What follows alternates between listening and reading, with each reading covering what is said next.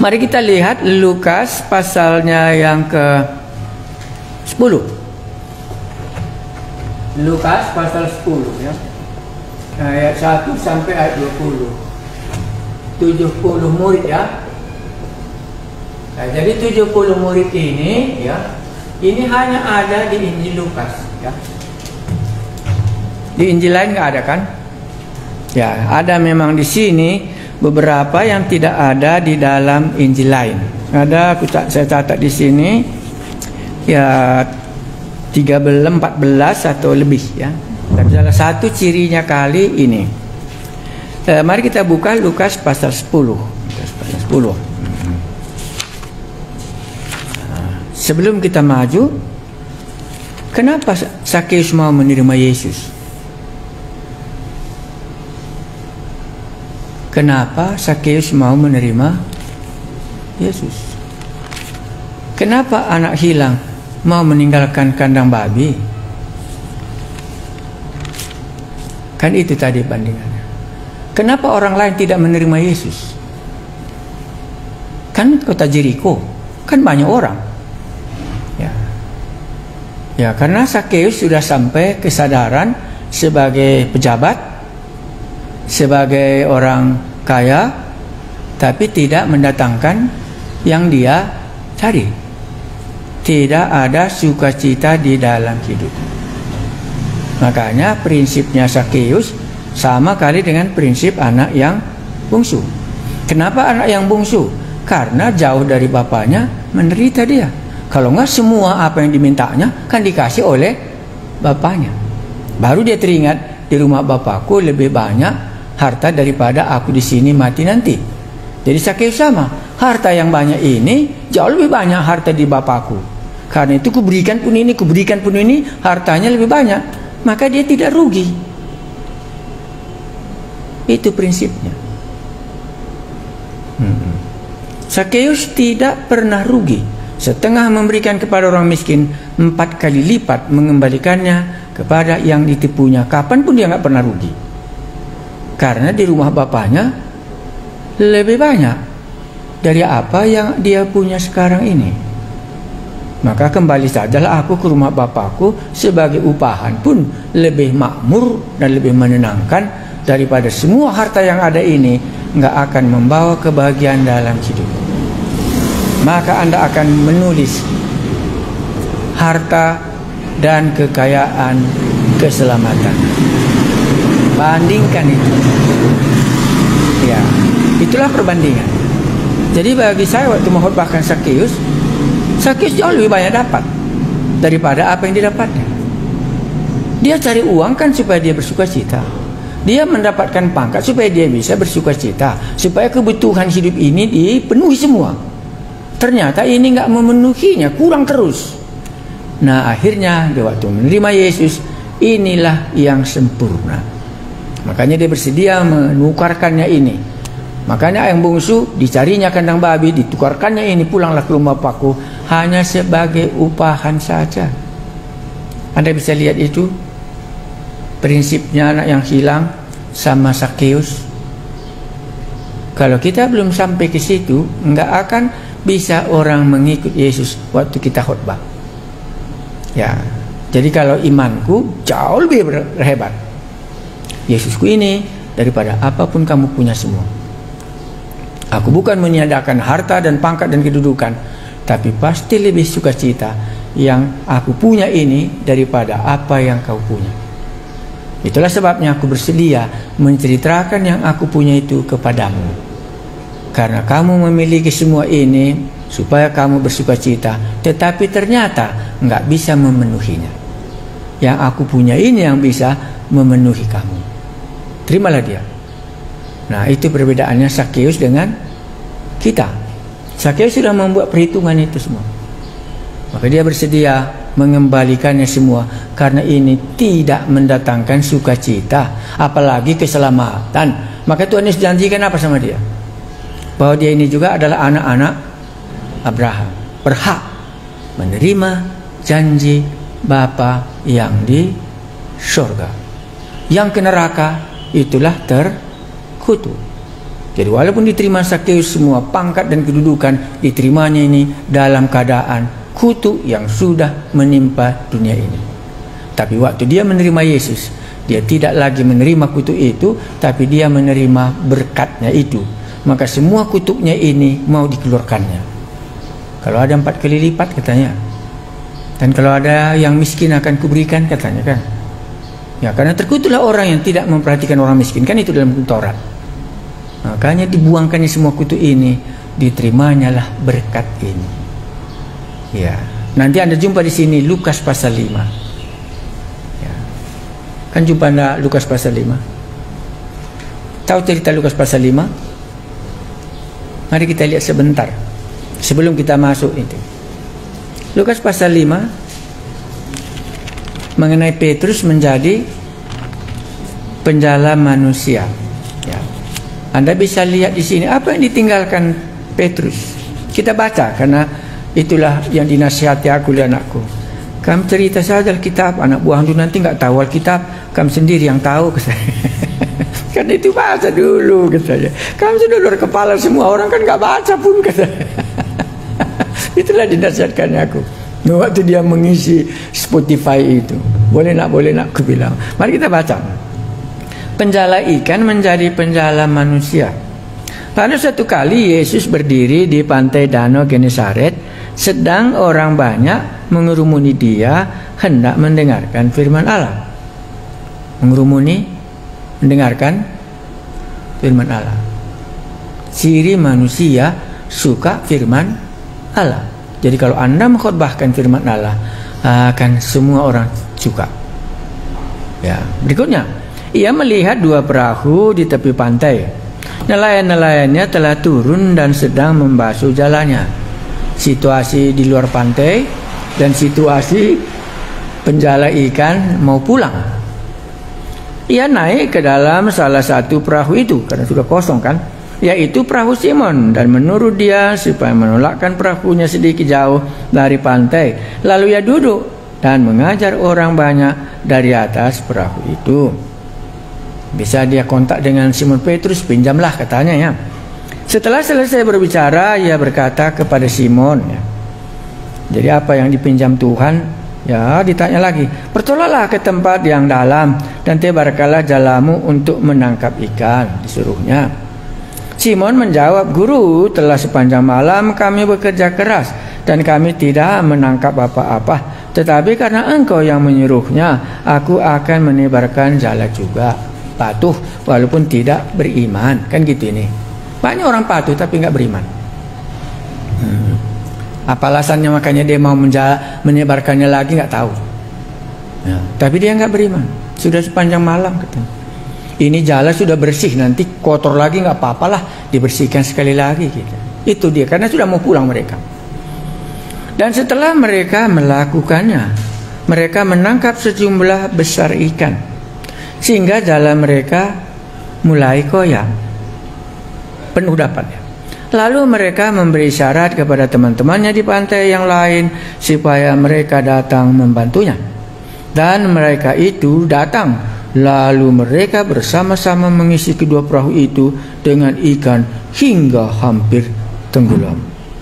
Sukacita semua, banyak dapat ikan.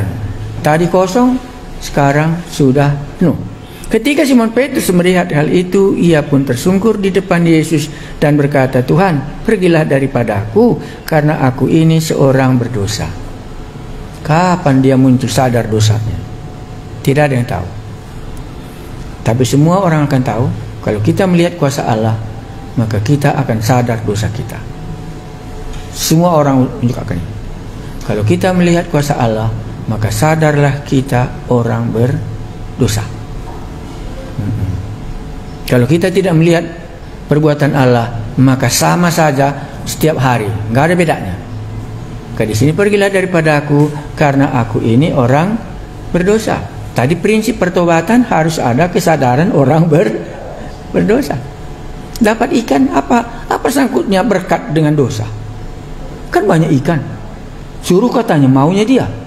Tuhan yang suruh, mau aku katanya. Dapat ikan kok sadar dia orang berdosa. Nggak ada yang bisa menceritakannya. Sebab ia dan semua orang yang bersama-sama dengan dia takjub oleh karena banyaknya ikan yang mereka tangkap.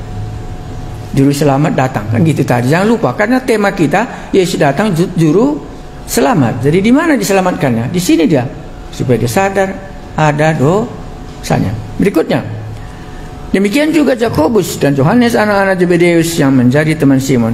Kata Yesus kepada Simon, jangan takut, sama seperti tadi. Mulai dari sekarang engkau akan menjala manusia.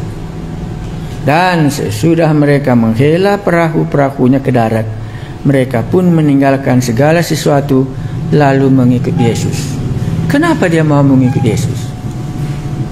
Karena lebih untung dia mengikut Yesus daripada menjual ikan ini ke pajak. Kalau dia pergi menjual ikan ini, maka habislah ikan terjual, besok nggak ada lagi ikan. Kan itu tadi persoalannya. Ya, tapi kalau Yesus datang, di dalam Yesuslah ikan ini gudangnya semua. Itulah makanya dia katakan, sudah semalam kami nggak dapat ikan, tapi karena engkau mengatakannya. Di dalam bayangan Simon Petrus, tinggalkan pun ikan ini, kapan saja nanti dia berbicara akan menjadi ikan semua. Jadi apa ruginya aku meninggalkan ikan tetapi ikut Yesus? Ini prinsip pertobatan. Sama pertobatan yang bungsu tadi. Ngapain aku di kandang babi ini, aku akan mati? Di rumah Bapakku lebih banyak. Jadi Simon Petrus melihat di dalam diri Yesus ini lebih banyak ikan daripada yang ditangkap ini. Ini cuma 2 perahu. Kalau bisa tadi 5 perahu di sini, bisa 5 perahu bisa diisi semua. Karena di dalam dialah. Jadi orang bisa bertobat kalau dia sudah sampai kepada perhitungan. Di dalam Yesus inilah segala sesuatunya akan diberikan. Bisa Anda buat temanya ini, kegagalan menjadi keberhasilan. Setiap kali Yesus datang, dia memberikan keberhasilan kepada murid-muridnya. Bisa. Tetapi bukan itu khotbah kita. Khotbah kita adalah meninggalkan ikan dan mengikut Yesus. Ikan kapanpun bisa didapat, asal kita bersama dengan Yesus. Bersama-sama ke neraka pun tidak apa-apa, asal Yesus ada di sana. Dunia yang makmur ini pun, kalau Yesus tidak ada, kapanpun bisa datang kemelaratan. Kita sudah puas mereka. Sepanjang malam nangkap ikan, apapun nggak dapat. Artinya itu apa? Tanpa engkau, apapun tidak akan menjadi bagian kami. Kan itu artinya. Bukan karena nggak rajin, sepanjang malam dengan letih kami, tapi nggak dapat. Maka Yesus itulah pencipta langit dan bumi, dari Dia seluruhnya. Makanya Simon Petrus bersedia menjadi penjala manusia daripada menjala ikan ini, karena di dalam Dia jauh lebih banyak daripada apa yang dilihatnya hari ini. Kita harus sampai iman kita ke situ, melihat lebih banyak di belakang daripada apa yang diberikannya hari ini, sehingga kita tidak akan menyangkal Yesus. Kita akan tetap berkata mengikut Yesus lebih sukacita. Orang ini kan pulang dengan bercakap karunia. Di mana nggak dapat ikan kita sepanjang malam, dikhotbahi lagi kita, katanya kan gitu. Kan dalam gram di dalam bahasa Inggrisnya, dalam sungut-sungutan. Tapi kalau kau yang suruh, apa boleh buatlah, taburkan lagi. Nah, waktu mereka melihat, baru mereka takjub semua. Dan Simon menyadari, orang berdosa, aku sudah kulawan Allah. Sudah kukatakan sepanjang malam nggak dapat. Sudah kulawan dia, karena menurut dia aku lebih hebat daripada dia. Ternyata tidak. Makanya sekarang aku tunduk kepadamu, karena daripadamu lah segala sesuatu. Baru dia bisa menjadi penjala manusia. Dimulailah misi di dalam Kisah Para Rasul. Apapun tidak ditinggalkan Yesus. Gereja tidak ada, uang makan tidak ada. Maka muncullah kemelaratan gereja pada abad pertama di Yerusalem. Dan akhirnya gereja-gereja luar membantu, karena di dalam Yesus semua. Itu dosanya ya Petrus. Ya, bisa kukhotbahkan kan, yang gagal menjadi berhasil. Tetapi bukan itu. Simon Petrus mengakui, inilah sumber segalanya. Barulah dia tinggalkan bayahnya, tinggalkan ini semua. Jadi kalau ditanya kenapa Simon Petrus bersedia meninggalkan itu, karena dilihatnya gudang ikan sama dia. Ya, nanti kapan-kapan pun dapat lagi ikan. Makanya kamu menjadi penjala manusia. Dalam gagal, dia khotbah hari Pentakosta, berhasil kan? Padahal baru beberapa hari yang lalu, 50 hari yang lalu, Yesus disalibkan, kan kegagalan. Tapi waktu hari Pentakosta, Tuhan Roh Kudus berhasil dia membuat hati manusia kembali kepada Allah. Sadarlah dan bertobatlah supaya Tuhan memberikan waktu kelegaan kepadamu. Ini Lukas pasal 5, soal keselamatan, sukacita mereka. Karena itu tadi temanya Injil Lukas, keselamatan mendatangkan sukacita. Oke, mari kita lihat Lukas pasal 10, karena itu khusus di sini. Lukas pasal 10 tadi ya, Yesus mengutus 70 murid, karena di Injil Lukas cuma ada, di Injil lain hanya 12. Kenapa menurut Anda Lukas menulis 70 murid? Coba terka. Kenapa Matius, Yohanes, Markus tidak menulis bagaimana Yesus mengutus 70 murid? Pasti jawabnya karena Lukas seorang misioneri, dia bisa melihat butuh orang yang banyak mengabarkan Injil. Jadi kalau Matius bagaimana? Dia tidak melihat itu. Dia hanya melihat 12 rasul sebagai 12 suku umat Israel. Kan 12 suku umat Israel, makanya 12 dia. Lukas tidak itu. Hari ini telah lahir juru selamat untuk apa? Bangsa-bangsa. Jadi perlu. Makanya Lukas menulis yang 70 ini. Rasul-rasul yang lain tidak. Karena menurut yang lain 12 kan cukup. Bangsa umat Israel juga 12 suku cuma katanya. Tapi Lukas karena dia sebagai misioneri bersama dengan Paulus, perlu banyak orang mengabarkan Injil, maka dipilihnya lah waktu Yesus mengutus 70 murid, ditaruhnya di bukunya. Itu dasarnya. Oke, mari kita lihat ini. Yesus mengutus 70 murid. Dari segi apa Anda lihat? Dari segi keselamatankah? Atau dari segi menjadi saksi? Atau dari segi sukacita? Kan itu tadi cerita ciri-cirinya Injil Yohanes, Lukas. Kemudian daripada itu Tuhan menunjuk 70 murid yang lain, lalu mengutus mereka berdua-dua mendahuluinya ke setiap kota dan tempat hendak dikunjunginya. Jadi duluan murid-muridnya, sesudah itu Yesus datang gitu nih. Itu ceritanya. Kemudian daripada itu Tuhan menunjuk 70 murid yang lain, lalu mengutus mereka berdua-dua mendahuluinya. Ini ceritanya. Sebelum Yesus datang, orang ini duluan ke setiap kota dan tempat yang hendak dikunjunginya. Jadi muridnya duluan. Katanya kepada mereka, tuaian memang banyak. Benar ya? Berarti Lukas sebagai pekabar Injil, sebagai misioneri, langsung melihat tuaian itu banyak. Karena itu pekerja banyak, maka ditaruhnya 70 ini. Ya, karena itu mintalah kepada Tuhan yang empunya tuaian, supaya ia mengirimkan pekerja-pekerja untuk tuaian itu. Jangan lupa, Injil Lukas tujuannya tidak apa? Tujuan apa tadi? Injil Lukas tadi supaya terjadi keselamatan. Ya, jadi kalau keselamatan butuh pekerja banyak. Itu tujuan ini. Ya. Oke, mari kita lihat. Pergilah, sesungguhnya aku mengutus kamu seperti anak domba ke tengah serigala. Bahaya ya. Janganlah membawa pundi-pundi atau bekal atau kasut, dan janganlah memberi salam kepada siapapun. Salam dalam perjalanan. Tidak boleh menyimpang. Kalau kamu memasuki satu rumah, katakanlah lebih dahulu, damai sejahtera bagi rumah ini. Dan jikalau di situ ada orang yang layak menerima damai sejahtera, maka salammu itu akan tinggal atasnya. Tetapi jika tidak, salammu itu kembali kepadamu. Ada kemungkinan ditolak ya, itu 6 artinya. Walaupun dia menuruh. Tinggallah dalam rumah itu, makan dan minumlah apa yang diberikan orang kepadamu. Sebab seorang pekerja patut mendapat upahnya. Janganlah berpindah-pindah rumah. Ini syarat ya. Jadi kalau kita makan, ya kita makanlah. Karena Tuhan memberikan kita makanan dari yang punya rumah ini.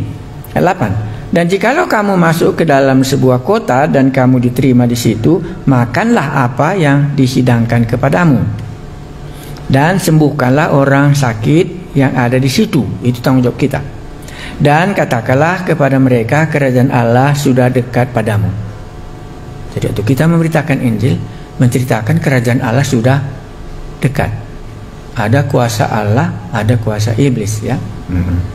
Katakanlah kepadanya, aku berkata kepadamu, pada hari itu Sodom akan lebih ringan tanggungannya daripada kota itu. Selesai, kan gitu. Baru ayat 17. Kembalinya ke 70 murid. Jadi biasanya kalau kalian PI, biasanya harus melapor, ya. Makanya kalau selesai KKR itu, saya biasanya berdoa. Sebelum KKR juga berdoa. Apa yang mau disampaikan? Sekarang kalau sudah selesai, ini yang terjadi. Murid-murid ini sama. Mari kita baca. Kembalinya ke 70 murid. Kemudian ke 70 murid itu kembali dengan apa? Gembira. Ini dia. Dan berkata, Tuhan, juga setan-setan takluk kepada kami demi namamu. Itulah dasar mereka bersuka cita. Mujizat dan kuasa terjadi dalam pelayanan mereka.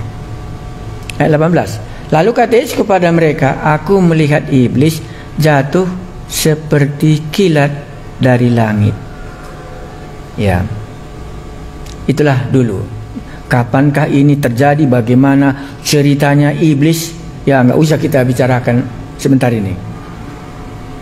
Tetapi Yesus katakan apa? Aku telah melihat iblis jatuh. 19. Sesungguhnya aku telah memberikan kuasa kepada kamu untuk menginjak ular dan kalajengking.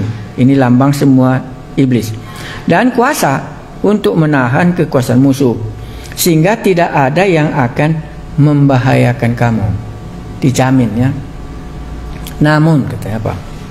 Namun demikian, janganlah bersuka cita karena roh-roh itu takluk kepadamu. Tetapi apa? Bersukacitalah karena namamu ada terdaftar di surga. Jadi selayaknya di mana kita bersukacita? Dalam pelayanan berhasilkah? Atau karena nama kita tertulis di surga? Ini koreksi.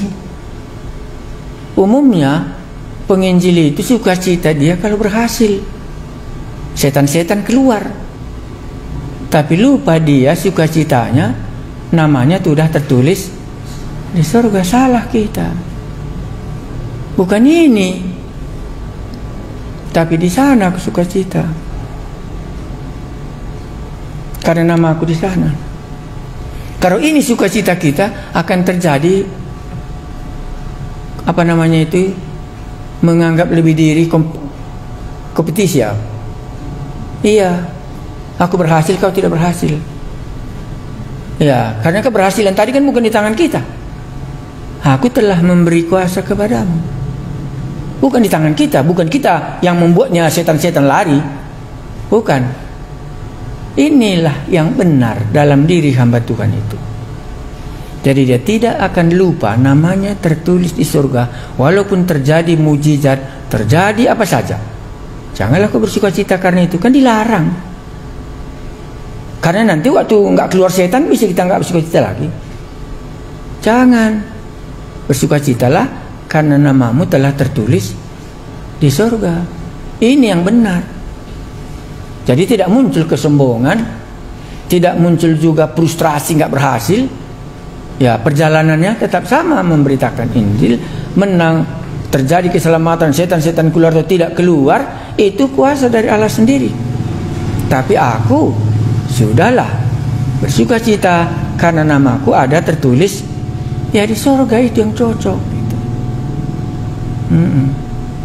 Bukan dari hasilnya ini.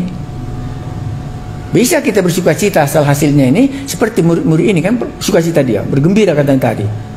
Tapi waktu diceritakan sama Tuhan Yesus, diceritakan Yesus lah dari mana datangnya iblis, kan gitu.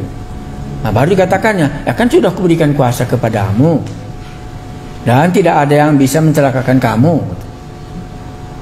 Janganlah kau bersukacita karena itu. karena itu bukan pekerjaanmu. Itu karena pekerjaanku yang aku berikan kuasa kepadamu. Jangan kau ambil nanti kemuliaan seolah-olah kau yang mengusir setan itu, padahal aku yang sudah memberikannya. Jadi hakmu apa? Hakku hanya bersuka cita kalau namaku sudah tertulis di surga. Ini salah kita. Jadi sukacita kita tidak bisa di sini. Sukacita kita di sana.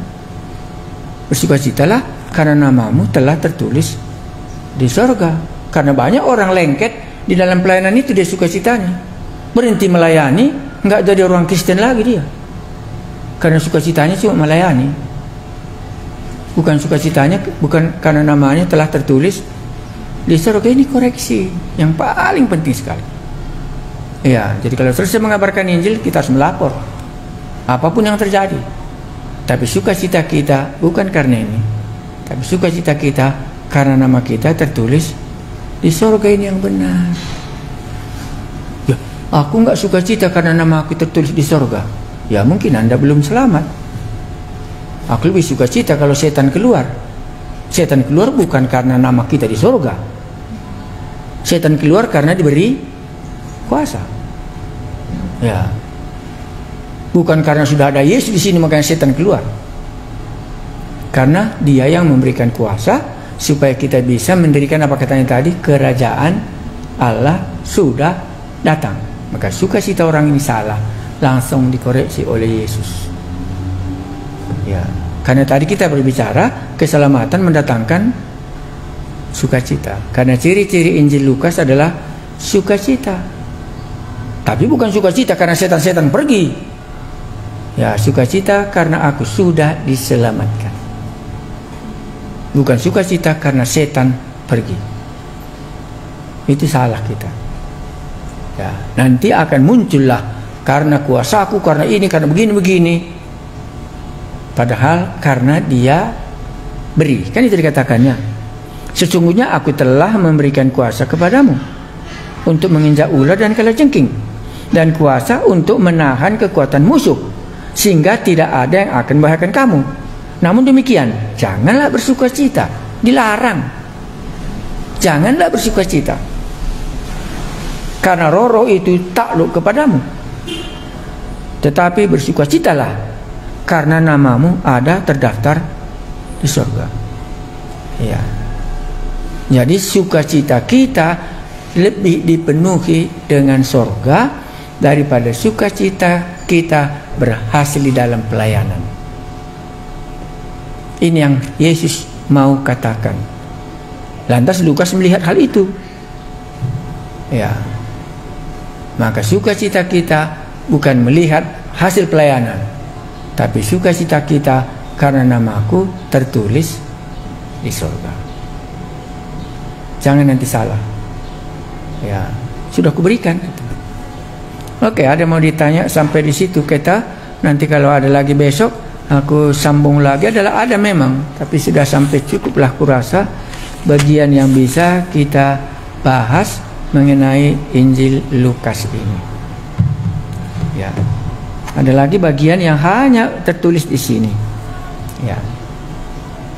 Jadi sekarang Anda bisa berpikir, sukacitaku karena namaku sudah tertulis di surgakah, atau sukacitaku waktu melayani itu berhasil? Ya, bisa. Ya, nanti bisa lagi pindah yang lain. Sampai di situ kita akhiri.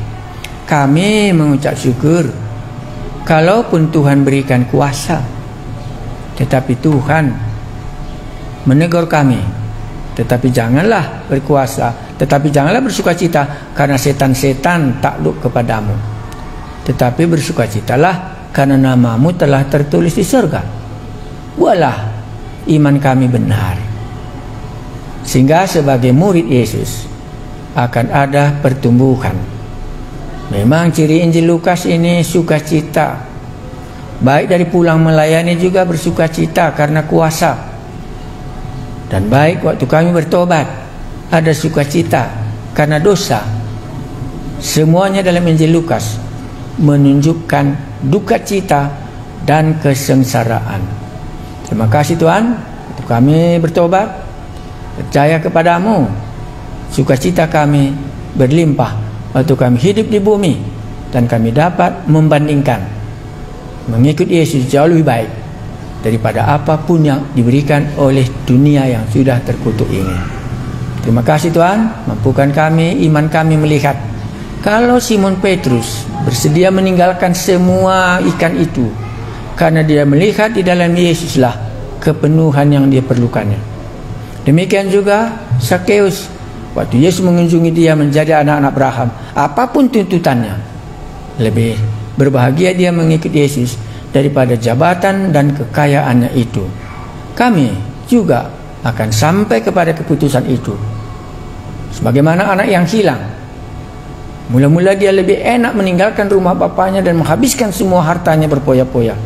Tetapi akhirnya juga dia kembali. Di rumah bapakku banyak upahan pun lebih berlimpah-limpah daripada aku jauh. Kalau ada di antara kami sudah merasa jauh dari Allah menderita, supaya kami kembali ke hadapan-Mu, supaya kami mengakukan dosa kami. Kalau kami telah sampai keputusan berdosa bahwa mengikut dunia lebih enak, ampunilah kami dan bawalah kami pulang dengan penuh kesadaran di dalam Yesuslah kesukacitaan kami jauh menjadi sempurna. Roh-Mu yang kudus meyakinkan kebenaran-Mu ini. Terima kasih Tuhan Yesus yang sudah mengajari kami. Amin.